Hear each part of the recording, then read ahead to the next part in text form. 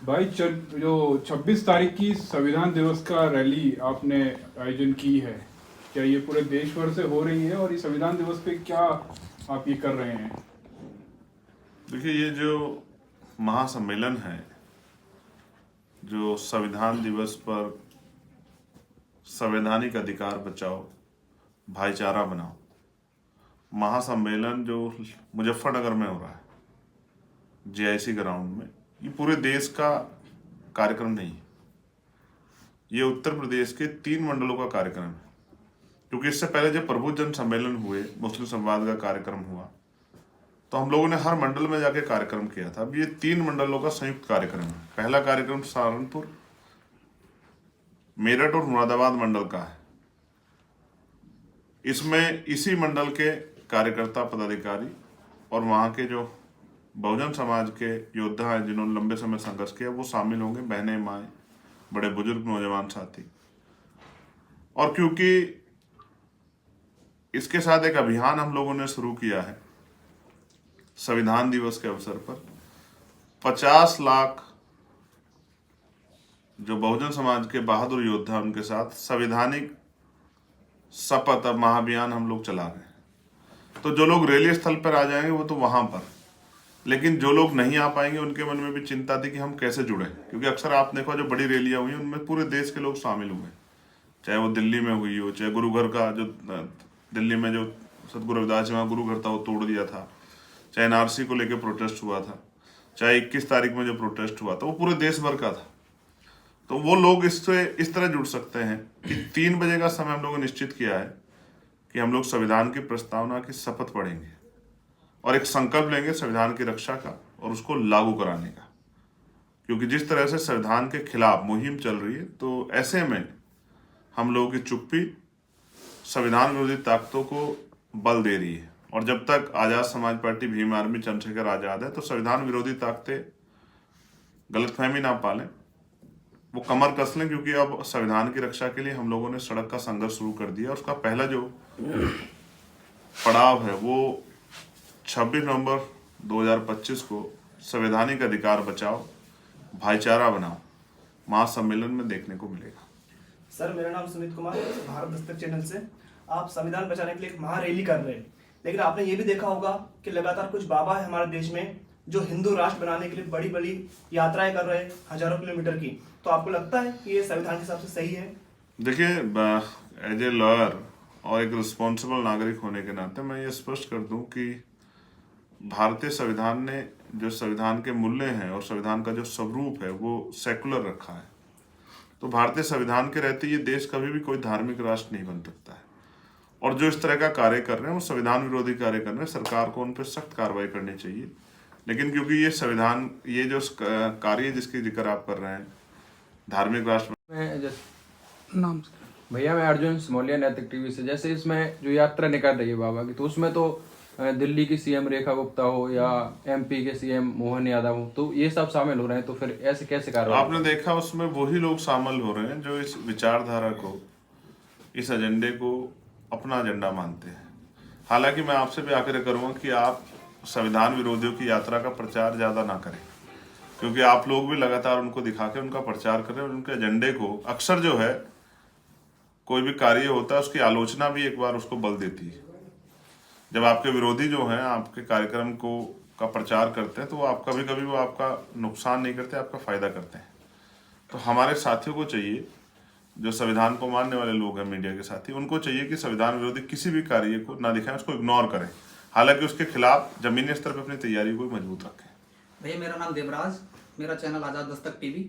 मेरा सवाल ये रहेगा, जैसे 26 तारीख का आपने बोला 50 लाख लोग वहां पहुंचेंगे, तो भीम आर्मी और आजाद समाज पार्टी की तरफ से कितने संसाधन दिए जा रहे हैं? नहीं, वहां नहीं पहुंचेंगे 50 लाख लोग। मैं यही आपको समझा रहा हूँ। जैसे ये 50 लाख संविधान शपथ महाअभियान की घोषणा की, तो देश भर के लोगों के मन में बेचैनी हुई कि शायद हमको भी जाके हिस्सा बनना है जी।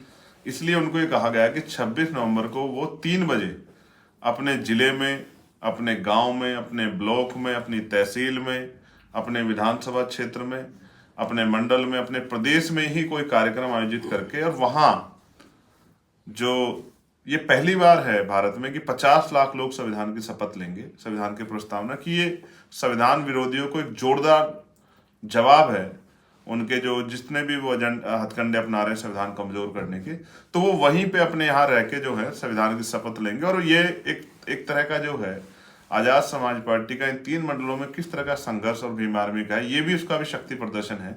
तो बाकी लोग अपने अपने प्रदेशों में, जैसे जम्मू के लोग अपने प्रदेश में, हरियाणा के लोग अपने प्रदेश में, पंजाब के लोग अपने प्रदेश में, राजस्थान मध्य प्रदेश के लोग, तमाम जितने प्रदेश हैं, और उत्तर प्रदेश के भी जो बाकी मंडल हैं जिनको नहीं बुलाया गया, वो सब लोग अपने अपने मंडल में, अपने जिलों पे, उनको तो बेकायदा सूचना दी गई है कि वो कार्यक्रम करके वहीं 3 बजे खड़े होकर संविधान की प्रस्तावना की शपथ जो है हम लोगों के साथ में, इधर हम लोग लेंगे मंच से, उधर वो लोग अपने अपने स्थान पर खड़े होके, और फिर उसकी वो वीडियो और फोटो बना के भी बताएं, जिससे संविधान विरोधियों को पता लगे कि बाबा साहब अम्बेडकर के संविधान की रक्षा करने वाले कितने लोग अभी भी संघर्ष कर रहे हैं और वो मैदान में है। भैया मेरा नाम अरुण कुमार है और मैं Arun Oberoi blog YouTube channel से हूँ। मेरा सवाल है कि बाबा साहब ने जिसमें बौद्ध धर्म अपनाया था, करोड़ों में तक कि उसमें भीड़ हुई थी, वहीं पर आज़ाद समाज पार्टी के मुखिया चंद्रशेखर आज़ाद जी 2 लाख जो है 26 तारीख को मुजफ्फरनगर लोग पहुँचेंगे और 50 लाख से ज़्यादा पूरे देश में संविधान की शपथ लेंगे। तो ये भारत में जो एक नया इतिहास लिखने जा रहे हैं, सर इससे क्या कहेंगे? देखिए, होता ये है कि समाज अपने लीडर को फॉलो करता है। अगर उनका लीडर मनुवाद के पीछे घूम रहा है तो समाज भी मनुवाद को बुरा नहीं मानता, उस मनुवाद के पीछे चल पड़ता है, क्योंकि वो अपने लीडर का जो है अनुसरण करता है। जब बाबा साहब ने बौद्ध धर्म की दीक्षा ली तो बाबा साहब को मानने वाले करोड़ों अनुयायियों ने अपने मन में बौद्ध धर्म के प्रति विश्वास और विचार पक्का किया कि उनको इस धर्म के साथ चलना है। उसी तरह से ये जो कार्यक्रम किया जा रहा है, मेरी इच्छा तो ये थी कि हम लोग लाखों लोगों को बुला के दिल्ली में कार्यक्रम करें, क्योंकि हमें उत्तर प्रदेश के विधानसभा चुनाव की तैयारियां भी करनी है और लगातार जो है संविधान विरोधी ताकतें सर भी उठा रही हैं। तो उनको मुंहतोड़ जवाब देने के लिए मुझे ऐसा लगता है कि हमें एक बड़ी तैयारी करनी है। तो वह बहुत बड़ी बड़ी घोषणाएं जो हैं भविष्य को लेकर जो आजाद समाज पार्टी ने तैयारी की, वो उस मंच से होंगे। आप सबको अच्छा लगेगा, जो भी उससे जुड़ेगा, जो भी इसको सुनेगा, तो उनको अच्छा लगेगा कि पहली बार जो है ना भारत में संविधान का 50 लाख लोग जो हैं एक साथ खड़े होकर संविधान का शपथ जो है लेंगे, और सिर्फ शपथ नहीं लेंगे, उसको लागू भी कराएंगे। और लागू कराने के लिए पॉलिटिकल पावर उनको अपने हाथ में लेनी पड़ेगी। तो यानी कि एक आंदोलन, एक संघर्ष शुरू होगा 26 नवंबर 2025 से, और आने वाले कुछ सालों में वो फुलफिल भी होगा। वो सपना जो है, अगर आपको याद हो, जो बाबा साहब अम्बेडकर ने भी देखा, माननीय काशीराम साहब ने भी देखा कि एक दिन ऐसा आएगा कि एक अम्बेडकरवादी जो है भारत का प्राइम मिनिस्टर होगा। वो सपना बाबा साहब देखते देखते चले गए, माननीय काशीराम साहब देखते देखते चले गए, और दुखी मन से गए, खुश होके नहीं गए, क्योंकि वो सपने पूरे नहीं हुए थे। अब हम लोग की नैतिक जिम्मेदारी है उनके आने वाली पीढ़ियों की, उनके अधूरे सपने को पूरा करें। तो ये जो लोग 50 लाख लोग देश भर में उस दिन खड़े होकर शपथ लेंगे, कौन लोग हैं? ये वो हैं जो राष्ट्रपिता ज्योतिबा फूले को मानते हैं, साहू जी महाराज को मानते हैं, बाबा साहब अम्बेडकर को मानते हैं, माननीय काशीराम साहब को मानते हैं, मामना रामसु वर्मा को मानते हैं, जो जननायक कर्पूरी ठाकुर को मानते हैं, जो बाबू जगदेव प्रसाद को मानते हैं, जो बर्मानंद लोधी को मानते हैं, जो तमाम बहुजन महापुरुषों को, संत गाडगे जी को, नारायणा गुरु को, गुरु घासीदास को, तमाम जितने संत गुरु महापुरुष हुए हैं, उनको जो मानने वाले लोग हैं, वही उन महापुरुषों को सपने को पूरा करने के लिए इस शपथ अभियान का हिस्सा बनेंगे। और जो इस 3 मंडल के जो लाखों लोग वहां पहुंचेंगे, वो जो है ये पूरे प्रदेश को एक संदेश देंगे कि वो कमर कस चुके हैं। अब आजाद समाज पार्टी की सरकार को उत्तर प्रदेश में बनाना है, जिससे गरीब, किसान, कमजोर, मजदूर और तमाम जो हक वंचित समाज है, जो आज अपने आप को कमजोर महसूस कर रहा है, जिसके अधिकारों को छीना जा रहा है, जिसके अधिकारों को कुचला जा रहा है, जिसकी संवैधानिक आजादी को, उसकी धार्मिक आजादी को, उसके आर्थिक सशक्तिकरण को कुचला जा रहा है, जुर्म जाति बढ़ रही है, सरकारी नौकरियां खत्म की जा रही है, निजीकरण हो रहा है, और तमाम तरह महंगाई के मारे, उन सबको एक विकल्प जो है आजाद समाज पार्टी के रूप में मिलेगा। और ये यहाँ से हमेशा पश्चिम से आंधी चलती है और पूर्वांचल तक जाती है। इस बार फिर पश्चिम से जो आंदोलन खड़ा हो रहा है, जैसे नगीना में जो हुआ था, कमजोरों ने मिलकर अलग जगाई थी तो उनकी ताकत बनकर दिल्ली आई थी, उस तरह से पश्चिम से जो अलग जगेगी। इसी मुजफ्फरनगर में 2013 में सांप्रदायिक हिंसा हुई, जिसके कारण से भारतीय जनता पार्टी का विस्तार उत्तर प्रदेश में हुआ। इसी मुजफ्फरनगर से हम सांप्रदायिक ताकतों को दफन करने के लिए हमने मुजफ्फरनगर का चयन किया है, क्योंकि हमारा जो लक्ष्य है सांप्रदायिक ताकतों खत्म करके आजाद समाज पार्टी के महापुरुषों के रास्ते पे मानवतावादी राज को स्थापित करना हमारा लक्ष्य है।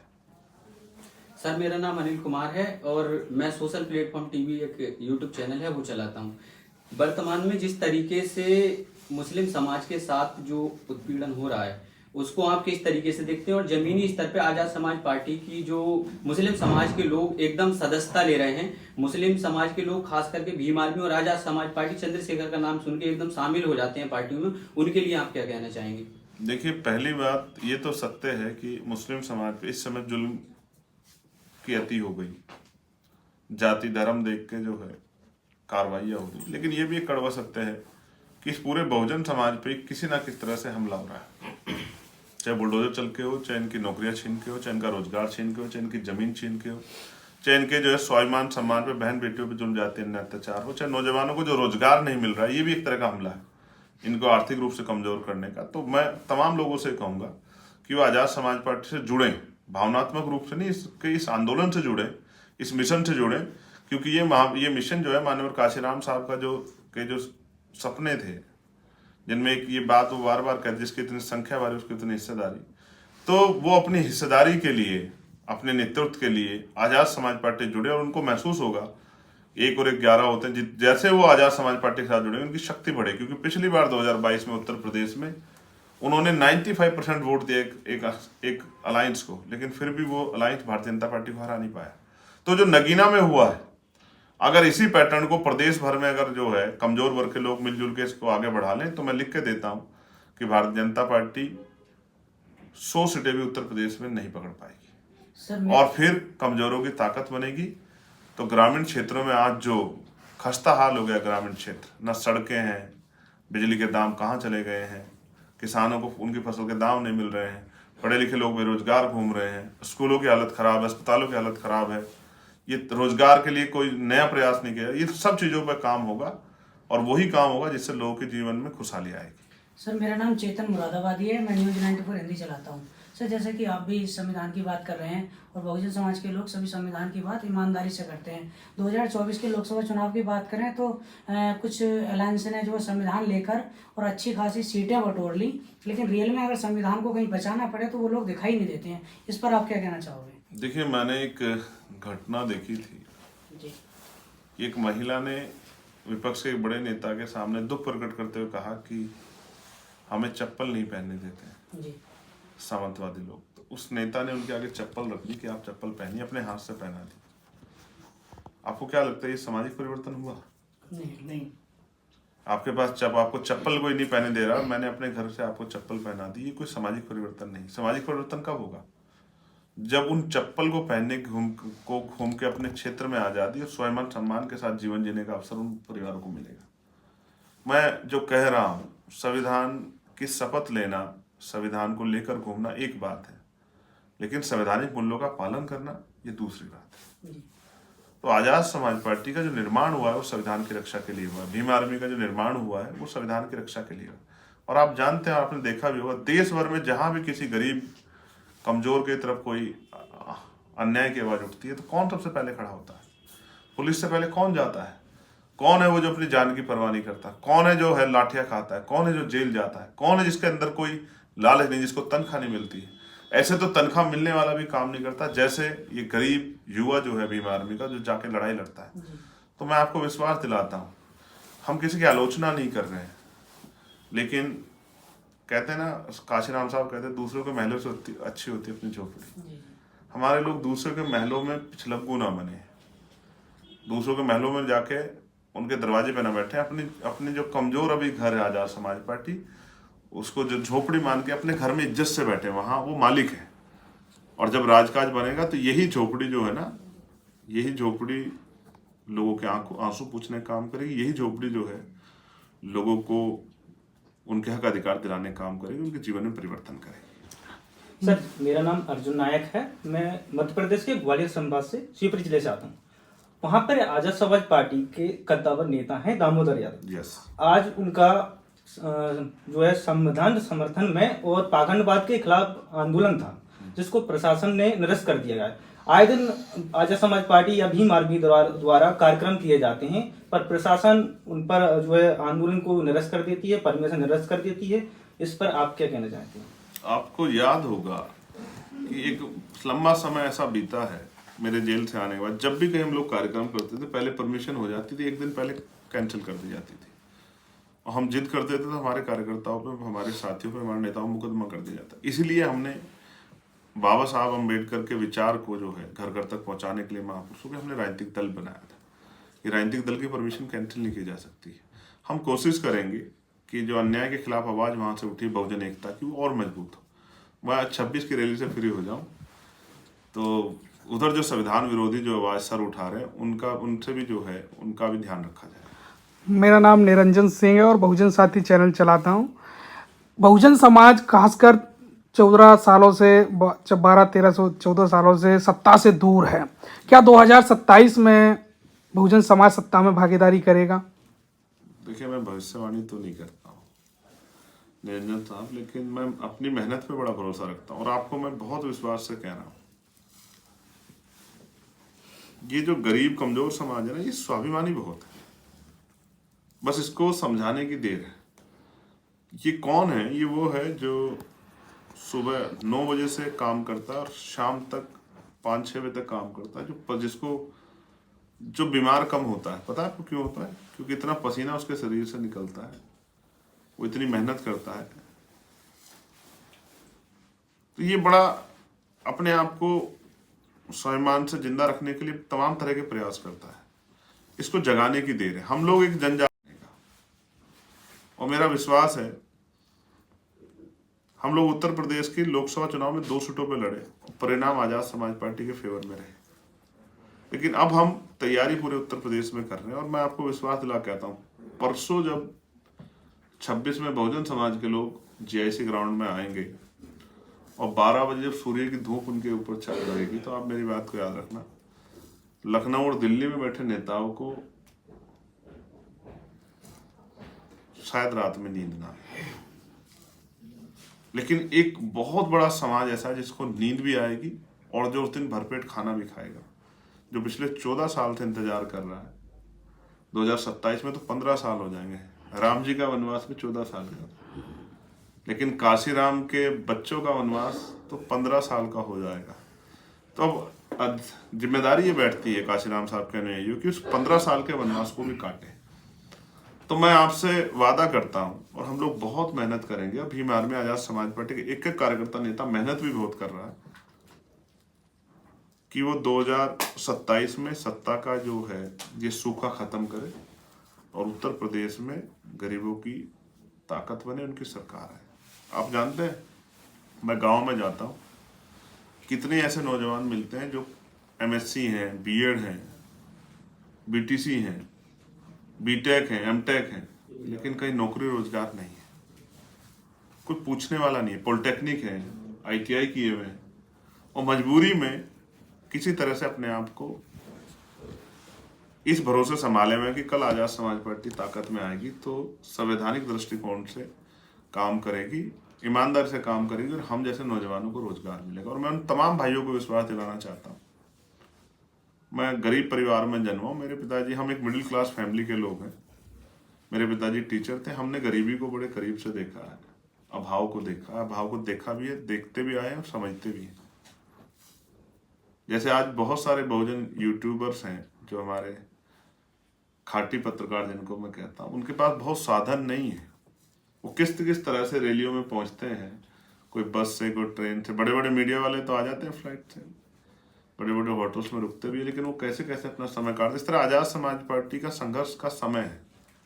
ये संघर्ष का समय सिर्फ आजाद समाज पार्टी कार्यकर्ताओं को ताकत नहीं देगा, ये पूरे बहुजन समाज को ताकत देगा उत्तर प्रदेश में, जैसे ये आंदोलन मजबूत होगा। भैया मैं 27 में मैं आपको विश्वास दिलाता हूँ, इसका उदाहरण आपको 2026 के त्रिस्तरीय पंचायत चुनाव में देखने को मिलेगा कि ग्रामीण क्षेत्रों में कितना बड़ा बदलाव हुआ है 2024 के लोकसभा के परिणाम के बाद, कि लोगों के अंदर ये भाव मन में स्थान बना चुका है कि हमें आजाद समाज पार्टी को ताकत देनी है। और हमने बाकी पार्टियों को, पुराना जो हमारे आंदोलन थे, दल थे, उनको हमने बहुत आजमा लिया। अब हमें एक मौका चंद्रशेखर आजाद को, आजाद समाज पार्टी को देना है बाबा साहब के अधूरे काम को पूरा करने के लिए, साहब के अधूरे काम पूरा करने के लिए।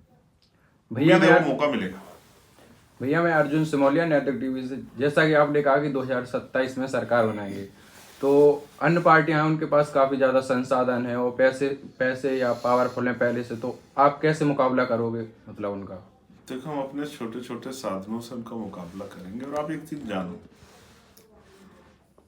ये लोकतंत्र है, जब जनता जागरूक हो जाती है तो बड़े बड़े किले ध्वस्त हो जाते हैं। वोट से राज बदलेगा, डंडे से नहीं बदलेगा, लाठी से नहीं बदलेगा, गाड़ी घोड़े से नहीं बदलेगा, वोट से बदलेगा। वोट डालने में कोई पैसा नहीं खर्च होता है, बस जागरूक करने की देर है। लोगों को जागरूक करना है। और मैं जानता हूँ ये बहुजन समाज बड़ा स्वाभिमानी समाज है। एक बार ठान लेता, साहब ने कहा था ना, मान लो तो हारो, ठान लो जीत। एक बार ये मन पक्का कर ले तो फिर इनका मुकाबला कोई राजनीतिक दल नहीं कर सकता, क्योंकि उन राजनीतिक दल पे तो वो तो पैसे में कार्यकर्ता तैयार करते हैं। ये तो इतना स्वाभिमानी है कि पैसे दे के नेता तैयार करता है। एक नेता तो, एक कार्यकर्ता तो आपके सामने बैठा है जिसको चुनाव लड़ाया समाज ने पैसा दे दे के। भले उनके पास अपने घर के लिए पैसे नहीं थे, लेकिन उन्होंने मुझे पैसा दिया चुनाव लड़ने के लिए। इसलिए मैं आपसे कह रहा हूं कि हम जन जागरण अभियान चलाएंगे। और मैं आपको विश्वास दिलाता हूं 26 तारीख में संविधान दिवस पर जो घोषणाएं होंगी वो भारत की राजनीति में और इवन उत्तर प्रदेश की राजनीति में तो भूचाल ला देंगे। मेरी बात को आप याद रखना। और सारी मनुवादी ताकतें लगेंगी इस रैली को विफल करने में। और 26 तारीख के बाद आजाद समाज पार्टी के खिलाफ प्रोपगंडा साजिशें करने में सारे मनुवादी दल लगेंगे, लेकिन कोई कुछ नहीं बिगाड़ पाएगा, क्योंकि इस दल पे महापुरुषों का बड़ा आशीर्वाद है। महापुरुषों के संघर्ष से बना हुआ दल एक दिन भारत की राष्ट्रीय जो है राजनीति का प्रमुख हिस्सा बनेगा। और वो सपना जो बाबा साहब का अधूरा है कि वो दिन आए कि एक अम्बेडकरवादी प्रधानमंत्री बने, वो दिन जरूर आएगा। इसके लिए हम लोग जो है सुबह शाम खुली आंखों से सपने भी देखते हैं, उसके लिए संघर्ष भी करते हैं। धन्यवाद भाई। एक सवाल